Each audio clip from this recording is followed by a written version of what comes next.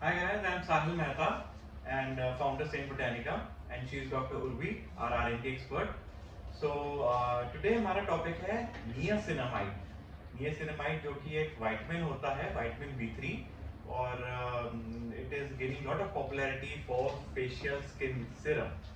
सो आज हम नियासिनामाइड के ऊपर डिस्कस करेंगे सब कुछ, मतलब आपको कैसे यूज करना चाहिए, कब यूज करना चाहिए, किस परसेंटेज में यूज करना चाहिए, क्या क्या देखना चाहिए फॉर्मुलेशन के अंदर है, उसके क्या साइड इफेक्ट हो सकते हैं, क्या नहीं हो सकते हैं, और आपको कब रिजल्ट्स मिल सकते हैं, क्या स्किन टाइप पे बेनिफिट रहेगा नहीं रहेगा, किसके साथ मिक्स करें नहीं करें।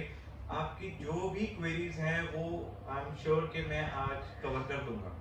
सो डॉक्टर उर्वी, तो नियासिनामाइड के बारे में बताएं।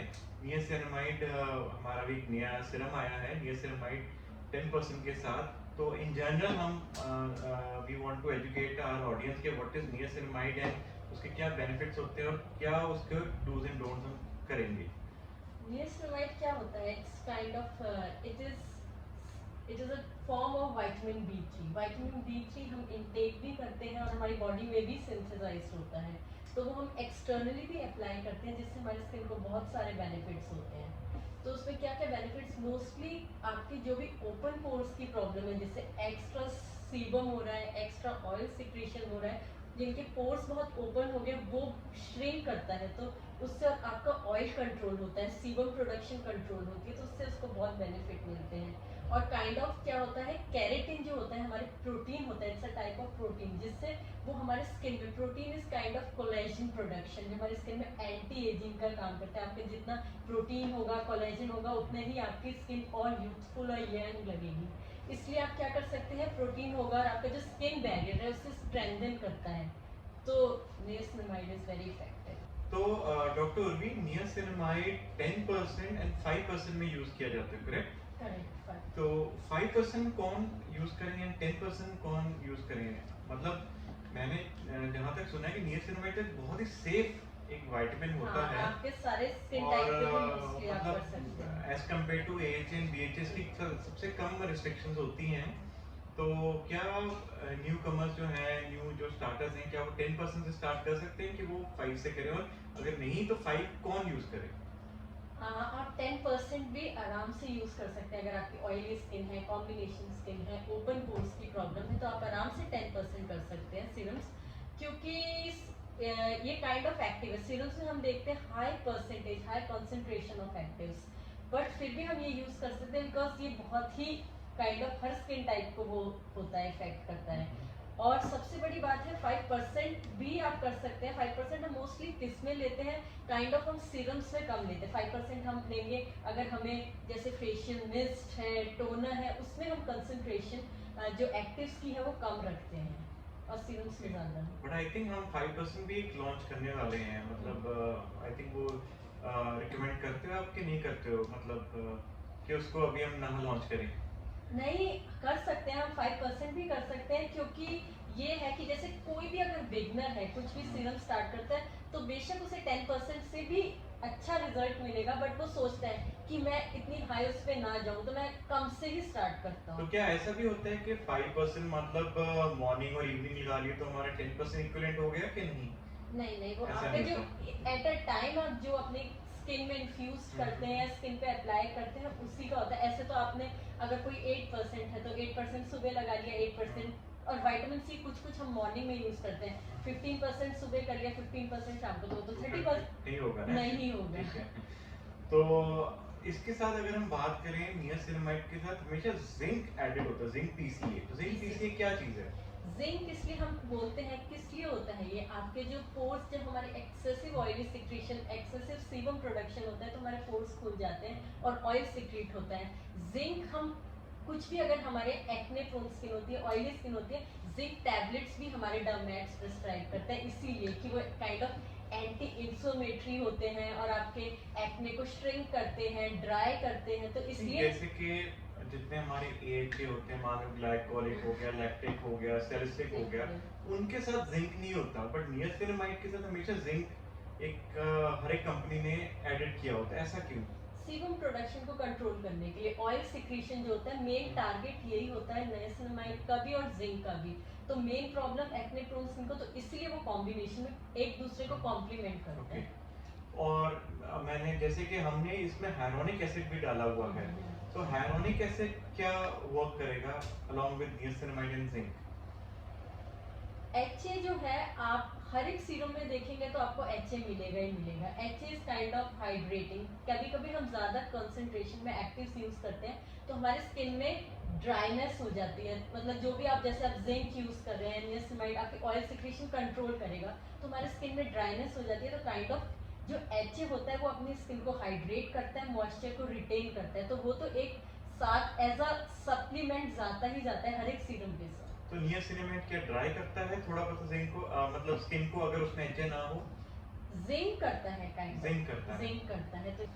तो अब हम नियासिनामाइड के क्वेरीज से पूछते हैं, जो लोग मतलब पूछते हैं, जो उनके क्वेश्चंस होते हैं कि नियासिनामाइड कब यूज करें, दिन में, रात में, कि दोनों टाइम? दोनों टाइम। दोनों टाइम यूज आप करें। इसे सेफली दोनों टाइम यूज कर तो सकते इसका हैं। बेनिफिट और मतलब कब रिजल्ट्स कब दिख सकते हैं किसी को? आपको दिखेंगे, आप कुछ भी स्टार्ट करते हैं तो एकदम इंस्टेंट रिजल्ट्स, तो कि आप रात को लगा के सो रहे हो, सुबह आपको बिल्कुल ही एकदम क्लियर स्किन, फ्लॉलेस स्किन, ऐसा तो कभी नहीं होता। आपको ग्रेजुअली आपको रिजल्ट्स मिलेंगे। तो आप ऑलमोस्ट 3 to 4 वीक्स तो आपको पेशेंस, मतलब काइंड ऑफ 1 मंथ आपको पेशेंस रखने पड़ेंगे रिजल्ट्स। तो मैं आपसे थोड़े से रैपिड क्वेश्चन पूछूंगा कि नियासिनामाइड को विटामिन सी के साथ मिक्स किया जा सकता है?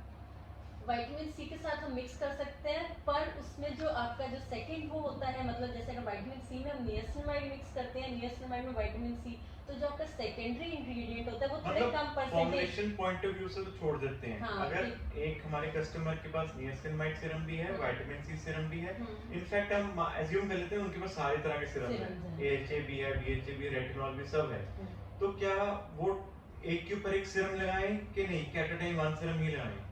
हम प्रिस्क्राइब करेंगे कि एक आप एट अ टाइम 1 सीरम लगाएं। जैसे अगर आप नियासिनामाइड मॉर्निंग में करते हैं आफ्टर क्लेंजिंग, तो विटामिन सी आप नाइट एप्लीकेशन में तो रखें। एक सीरम के ऊपर एक सीरम कभी भी ना लगाएं। नहीं, बिल्कुल। तो जनरली मैंने मतलब जितनी इमेजेस वगैरह देखता रहता हूँ, मतलब काफी फॉरेन साइट्स की, वो दिखाते हैं niacinamide plus this vitamin C या रेटिनॉल इक्वल टू ये बेनिफिट। तो क्या वो फॉर्मुलेशन के अंदर होने चाहिए इंग्रेडिएंट्स के, कि वो एएम और पीएम के वो मिक्स करके करेंगे?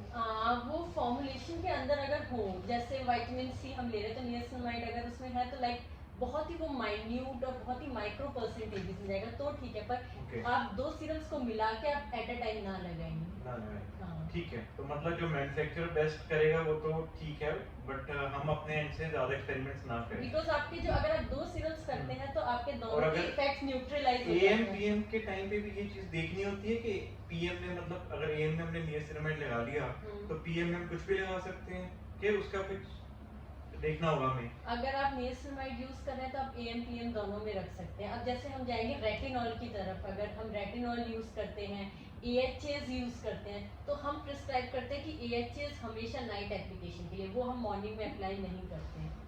नहीं, जैसे कि नियासिनामाइड अगर हमने दिन में यूज कर लिया तो रात को we can use either of AHA, BHA, CR, HA, कुछ भी, मतलब कोई रिस्ट्रिक्शन तो नहीं है ना? नहीं, आप कर सकते कर हैं। सकते हैं ना, कोई बट रिस्ट्रिक्शन नहीं है। Patch test is always, patch क्योंकि टेस्ट सब तो ठीक स्किन है, टाइप। मतलब अगर कस्टमर के पास सारे हैं, सूटेबल हैं, तो उसको कॉम्बिनेशन करना हो तो कोई ऐसे कोई उसको देखना नहीं है ना कि मैंने दिन में नियासिनामाइड यूज किया, रात को किया, तो अब मैं ये नहीं यूज कर सकता इसके साथ। नहीं। नियासिनामाइड सबके साथ जा सकता जा है। सकता है। अगर आपने दिन में नियासिनामाइड यूज किया, रात को आप कोई भी सीरम यूज कर सकते हो।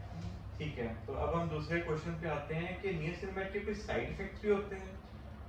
साइड इफेक्ट्स एज सच कोई साइड इफेक्ट्स नहीं होते, but kind of you get a niacinamide, we call it a niacinamide flush. मतलब आपको अब कुछ भी एक्टिव लगाते हैं, थोड़ी सी टिंगलिंग सेंसेशन होगी, थोड़ी सी रेडनेस होगी, तो वो थोड़े मिनट्स में आपकी सबसाइड हो जाती है।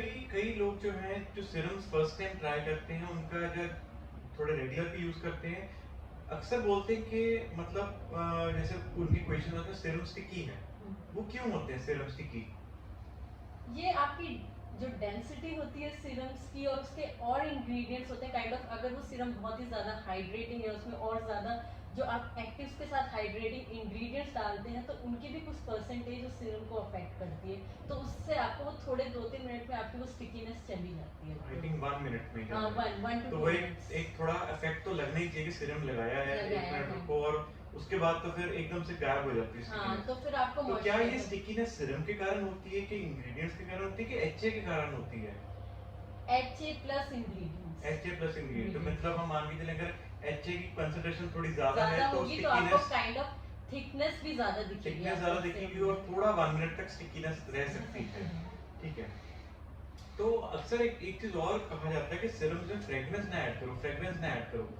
मतलब ऐसा लोग क्यों कहते हैं कि मतलब फ्रेग्रेंस तो एक प्लीजिंग इफेक्ट देता है मेरे अकॉर्डिंग। प्लीजिंग इफेक्ट देता है, बट काइंड ऑफ जैसे सेंसिटिव स्किन टाइप्स होते हैं जो मतलब rosacea prone, eczema prone, they are like allergic to fragrance, तो उनके बट लिए अगर माइल्ड फ्रेग्रेंस हो, सेफ फ्रेग्रेंस हो, अप्रूव फ्रेग्रेंस हो तो भी कोई प्रॉब्लम होती है? अगर आपकी नेचुरल फ्रेग्रेंसेस आप डाल रहे हैं, approve fragrances, then it won't affect like as much, because जो एसिड्स होते हैं, ये विटामिन होती हैं, इनकी खुद की अच्छी स्मेल नहीं होती नहीं है। होती है। तो मतलब मान लीजिए अगर मैं आपको एक सीरम बना के दूं विदाउट एनी फ्रेग्रेंस, तो आई थिंक मतलब उसकी जो फ्रेग्रेंस है मतलब लगाने वक्त बहुत अजीब सी उसकी फ्रेग्रेंस आएगी।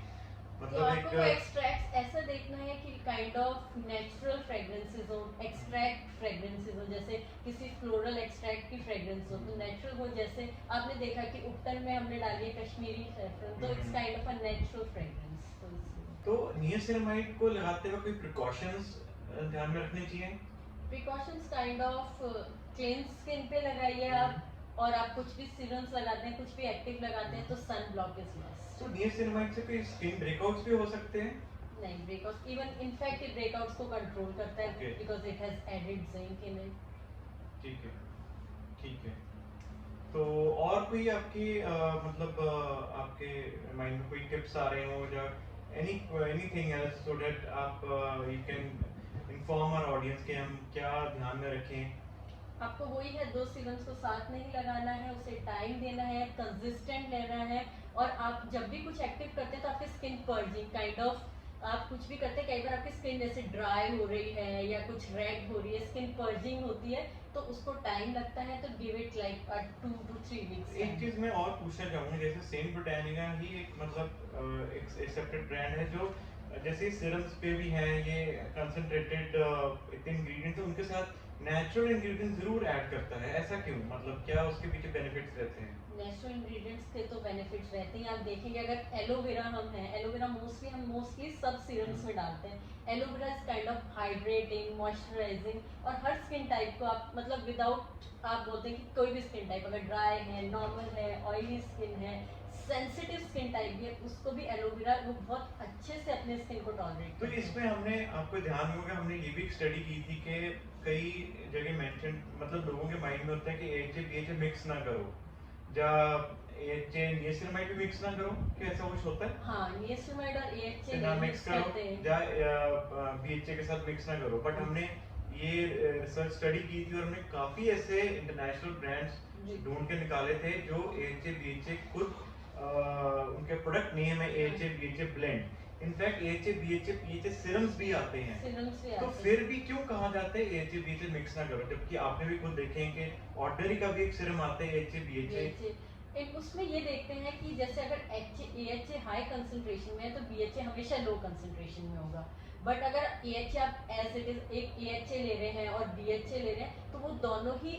हाई कंसंट्रेशन एक्टिव्स में होंगे, आप उन्हें सिंगल हैंडेडली मिलाएंगे तो वो थोड़ा आई थिंक जब आप न्यूज वगैरह में मतलब कोई भी आर्टिकल्स पढ़ते हैं कि एचए बीएचए मिक्स ना करें, तो kindly don't go by that line, you have to go by what is the percentage behind that, because AHA BHA तो mix हो सकते हैं, blend हो सकते हैं, they can work very well, but the only thing is the manufacturer has to see what percentage are to be used to make the product very effective and non-reactive on any skin type.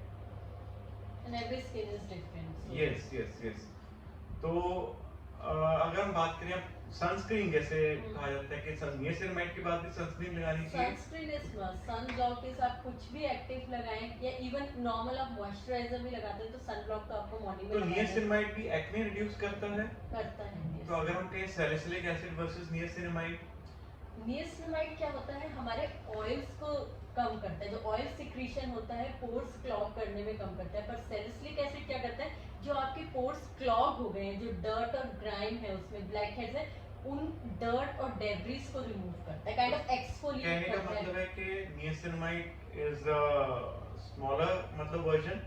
Kind of niacinamide is अगर kind हमारे of a mild preventive niacinamide is preventive, preventive but जिसके acne prone skin है वो भी niacinamide, क्योंकि उसकी oil secretion तो कम वही होगी कहने का तो मतलब अगर पोर्स नियासिनामाइड 25 to 30% बेनिफिट देगा हाँ। इन टर्म्स ऑफ एक्ने, तो सैलिसिलिक Salicylic एसिड acid 100% देगा। 100 तो नियासिनामाइड 50% देगा कि 30% तक बेनिफिट्स? I would say 60%. 60% तक बेनिफिट्स 60% देगा। because of zinc and niacinamide. क्योंकि Okay. अगर आपके ऑयली सिक्रीशन कम होगा, सीबम प्रोडक्शन कम होगा, तो आपके पोर्स भी कम क्लॉग तो होंगे। गाइस अगर आप सैलिसिलिक एसिड नहीं यूज करना चाहते तो niacinamide is a you can say better than half option. इसके बाद नियासिनामाइड कुछ ब्राइटन भी करता है स्किन को। ब्राइटनिंग करता है, ऑब्वियसली आपकी स्किन क्लियर रहेगी, फ्लॉलेस रहेगी, और आपके जो ऑयल सिक्रीशन है वो भी तो एक काइंड ऑफ ब्राइटन्स अप, और इसमें जो ठीक है। एक्सट्रैक्ट्स डालते हैं हम उससे भी ठीक है। ब्राइटनिंग।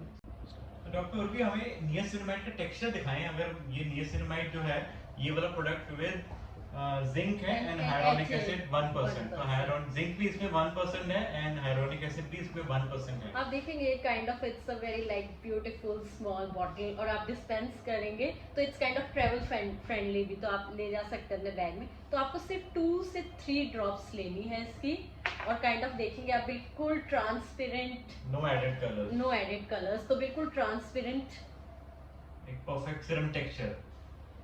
और आप इसे देखेंगे अच्छे से ब्लेंड हो जाएगा क्लीन स्किन पे, बिल्कुल ट्रांसपेरेंट है ये। Wonderful wonderful.